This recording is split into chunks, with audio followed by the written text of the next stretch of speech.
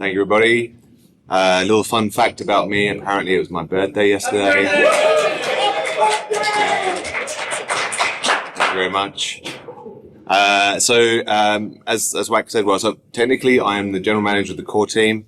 So that means I coordinate with the DAO on research and development. And obviously, I work with the development team to execute on the roadmap. So today, I'm going to talk about Houston, which is an exciting new release that we're going to be putting out quite imminently. So we'll go through that. All right. So what are the goals of Houston? So first of all, it's to give the protocol DAO on-chain power. So currently, the core team executes some on-chain changes at the behest of the PDAO, but that isn't ideal. But it was actually necessary until the kind of protocol DAO had matured into the organization that it is today. Yeah, amazing. Thank you. Really close. Yeah. So then I'll repeat that a little bit. But so yeah, we're going to be giving the protocol DAO on-chain power. The next bit is separation of ETH and RPL. So as we've seen in Val and Samster's talk, RPL exposure is kind of a limiting factor for node operator growth. So Saturn is going to be absolutely amazing, but Houston provides a great stepping stone for separating out ETH and for those who stake ETH and those who stake RPL, so that we can scale Rocket Pool further. Specifically, these features enable kind of staking businesses or protocols such as NodeSet to be able to use Rocket Pool and scale Rocket Pool. Getting some comments that there's no audio. There's not. Yeah, but it is called them to drive for it. If you're following along in trading, can you hear me speaking? What?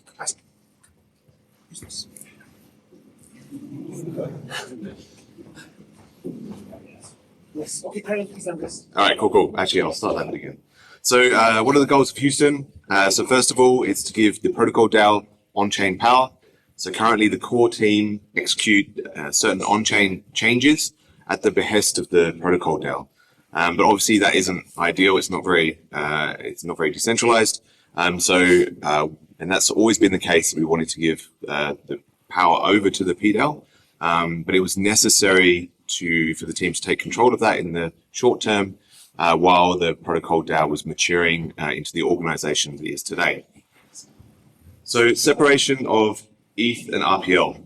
So as you've seen in Val and Samus's talk, RPL exposure is actually a limiting factor on the supply of node operators. So Saturn is going to be amazing, but it might take a little bit of time to get there. And Houston provides a stepping stone to separate out those who stake ETH and those who stake RPL, so that we can essentially offer ETH staking today. Specifically, these features actually enable staking businesses or protocols such as NodeSet to be able to use Rocket Pool and scale Rocket Pool. So there's also some quality of life stuff, which I'll kind of go into near the end as well. Okay, so the first thing on the list is the on-chain protocol DAO. This is the kind of giving the PDAO on-chain power. Before I kind of go into this, I want to kind of touch on why or how unique Rocket Pool is. So there's many projects in this space, as everyone knows, and they're all on the spectrum of governance, from like a controlling company at one end, all the way over to like a decentralized DAO on the other. Many of those projects will never actually be decentralized, even if they appear to have that as their goal. And that's for two reasons. The first one is they're VC funded, and so the token distribution favors the VCs. And second of all, it's because it is extremely difficult to achieve decentralized governance. So to actually achieve decentralized governance, you have to go through quite a lot of steps. First of all, you have to establish a community that cared deeply for the protocol and its mission. You need thought leaders to emerge. You need like an engaged electorate or voters and delegates to take time out of their busy lives to be interested in Rocket Pool and to actually vote. And that community need to be self-organized enough to form some sort of structure and manage operations and that sort of thing. The Rocket Pool community have a level of maturity that is almost unrivaled in this space. In trading's case, I say maturity with a hint of irony. But seriously, the community really walks the talk, really does walk the talk. We're in a fantastic position to lead the way in terms of governance. All right, so where are we today? So we have these two DAOs. The focus of Houston is exclusively on that protocol DAO, not necessarily the Oracle DAO. So how does it work today? So we have this mature kind of like community managed governance process. We have snapshot signaling, which essentially is like the community draft the snapshot vote. It goes through like an editing process, or the archive editing process. And then the team raise the vote, and we have votes, the PDAO vote on the proposals in snapshot. And then at some point in time, the team execute the on-chain kind of transaction on-chain at the behest of the PDAO. So what happens after Houston? So same governance process, pretty much. We can still have snapshot for signaling and gasless votes, sort of meta votes and that sort of thing. But when we actually want to apply something, a change to Rocket Pool, the actual protocol, then we can use this other version or this other thing. So any node operator can actually raise an on-chain proposal. So it doesn't have to be the team. It could actually be any node operator that's staking RPL. They actually put up a bond to do this proposal, and I'll go into why that's the case in a minute. But any node operator can actually raise this on-chain proposal, and then delegates and voters can vote on-chain. The difference with the snapshot versus this new one is the voting has to happen on their node. If the proposal is successful, so the fours win and the against lose or whatever, then it can then be executed on chain, and then that change can actually be applied to the protocol. So what can the PDAO do? Well, they can change PDAO settings. They can. Well, this is one example, but there's a lot of examples, and actually it's in the RPIP. You can actually see all of the changes that the PDAO can potentially make. But for example, the max number of mini pools, which could be a way of us self-limiting, they could change that particular setting and set the self-limit or whatever. They can make one-time treasury spends. So if the PDAO decide that they want to, I don't know, pay for the core team to go on holiday to HodlerCon or something like that, for example, then they could do a one-time treasury spend to do that. They can also do repeat treasury spends. So this is kind of particularly important for the management committees. So both the IMC and the GMC receive inflation at the moment through the kind of RPL, and they get a percentage essentially of the RPL inflation each month.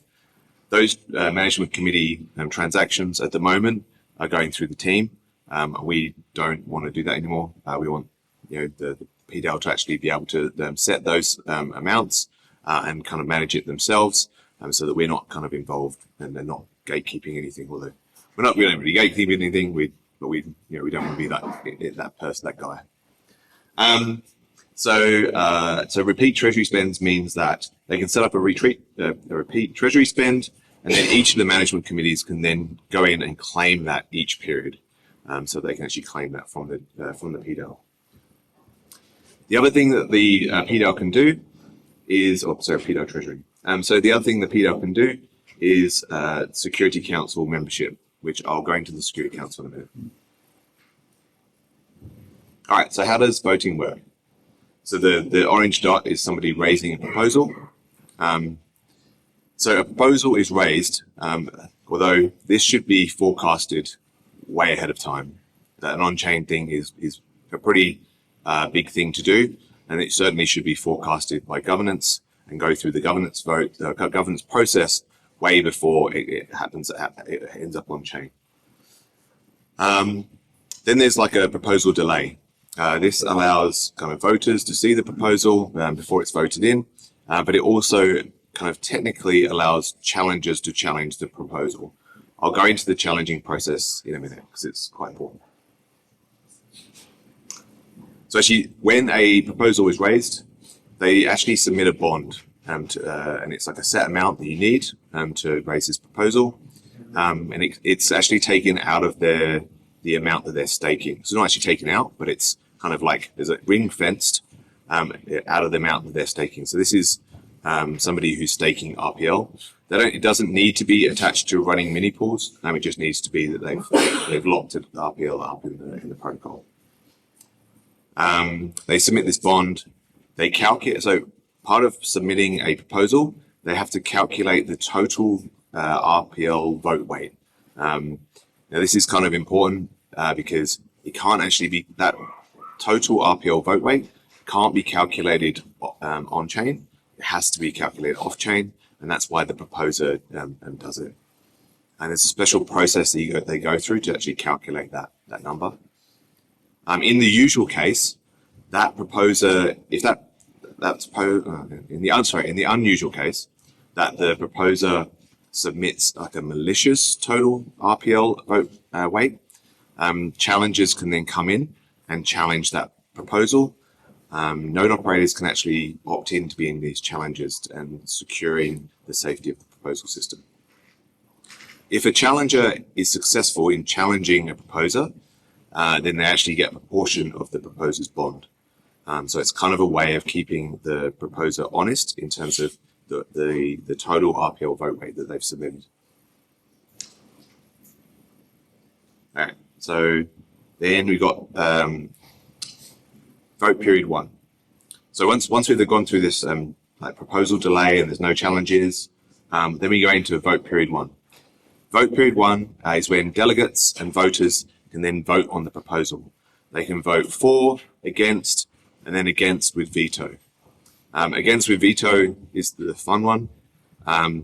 It's essentially if the PDAO decide that this particular proposal is spam, for example, or ill intent, then they can actually go against with veto. Against with veto, if against with veto wins, then it burns their bond. And so it's a strong mechanism to stop spam, because essentially they're just going to be throwing money away. Obviously, it would take a PDAO quorum to actually do that, so it's quite a strong message from the PDAO. In vote period 2, the reason why we've got 2 vote periods is because in vote period 1, delegates and voters vote, especially if you're delegated to yourself. In vote period 2, if you disagree with your delegate, if they voted one way and you don't like the way they voted, in vote period 2, you can actually override their vote. So it gives you a way of kind of taking that control back. Ultimately, the electorate should have control over their vote, even if they disagree with the delegate. Once the proposal is, once it's gone through those 2 vote periods, and if it's successful, then it can be executed. When the proposal is executed, the change is actually applied to the protocol and goes on from there. So what is this Security Council? So the current PDAO Guardian, which is in control by the team, where we do these things at the behest of the PDAO, actually allows us to kind of like pause elements of Rocket Pool in an emergency, right? We're actually limited on that power. There are only certain things that we can pause. The one thing that we cannot pause is withdrawals, and that's by design. We never pause. We can't withdraw. We can't pause withdrawals because we don't want to be in custody of funds, and we don't want the protocol to be in custody of funds. So things like deposits, we can actually pause deposits. We can pause price and balances submissions if there's anything wrong with that system. We can pause rETH deposits. We can pause things like the assigning of deposits and that sort of thing, just in case something's gone on there as well. With the removal of the PDAO Guardian in that role, we'll be replacing it with the Security Council. So the Security Council is a PDAO appointed council that can pause these elements of Rocket Pool in any emergency. Obviously, the PDAO can undo whatever the Security Council do anyway, and they can actually they are in control of the membership. They can invite, they can kick, and that sort of thing. Okay, so the second thing is the RPO withdrawal address. So by default, ETH and RPO rewards go to the same address. They go to the primary withdrawal address. Okay. After Houston, you'll be able to set this RPO withdrawal address, so the RPO rewards actually get sent to a different address. What this does is separates out the ETH bond and rewards from the RPL bond and rewards.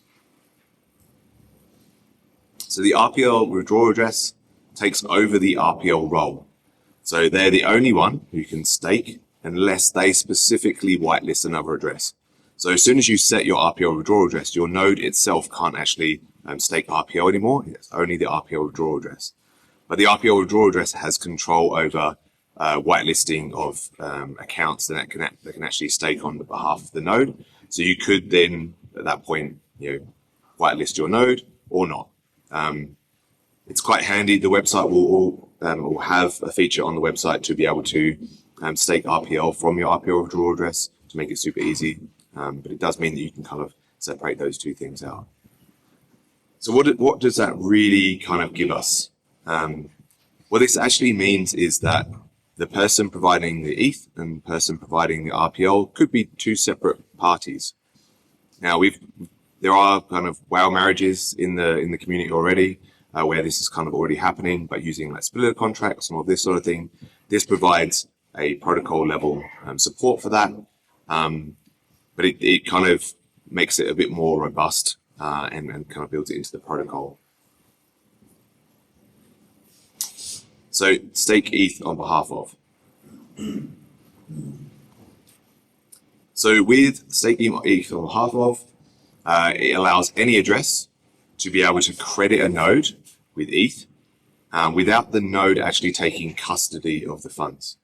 So this opens up a lot of trust minimal staking sort of setups. So protocols, again, like NodeSet, can actually use this to stake ETH on behalf of customers without actually trusting the node operators with the ETH. This opens up a whole bunch of possibilities, particularly with large corporations, funds, potentially institutional custodians and that sort of thing, to deposit directly into Rocket Pool and then use node operators to actually operate the nodes and that sort of thing. And then lastly, we have time-based balance and RPL price submissions.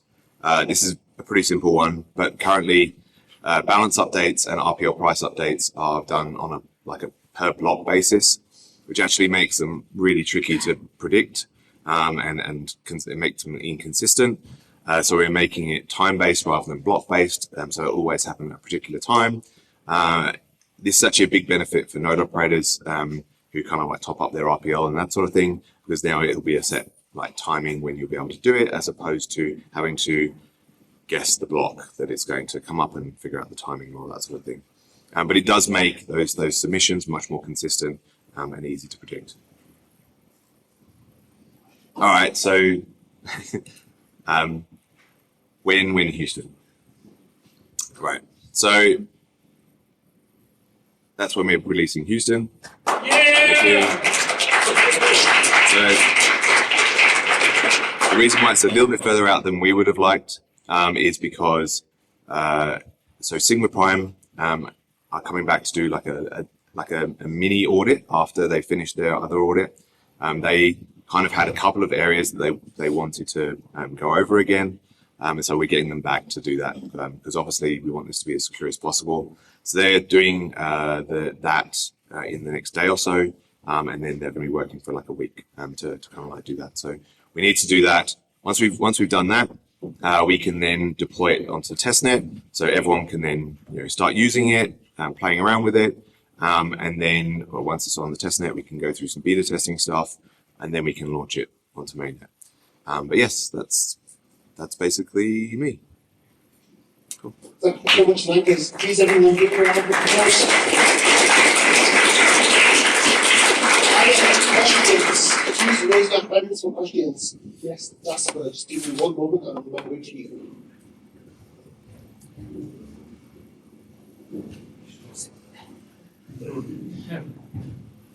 Can you talk a little bit about the decision to build the PDAO infrastructure, the voting infrastructure in-house rather than try to like contract out through an Aragon or something like that? Yeah. So we looked at this. There are actually several kind of like governance stuff bits out there. There's like Governor Bravo and a few other things out there. When we looked at it, the real issue was this whole RPL vote weight thing, because most of those things have to have the total vote weight on chain, right? But we've tried putting the total vote weight on chain before, and it messes around with some of the processes, particularly like the balance emissions and that sort of thing, the price emissions. So we actually took it off chain, and now we calculate it off chain. But because of that, we couldn't really use any of those systems. That would have been nice actually, because tooling wise, there's all this other tooling around it. The couple of benefits that this particular thing has though means that we have a very robust voting system. Means that we don't know what the future holds for Rocket Pool in terms of how this voting thing's going to progress and move and evolve. This actually provides us with a ton of flexibility, because we can actually calculate something off chain and then put it on chain, and put it on chain once we raise the proposal. It means that vote weight can actually be calculated in a myriad of different ways, much much easier than having to change the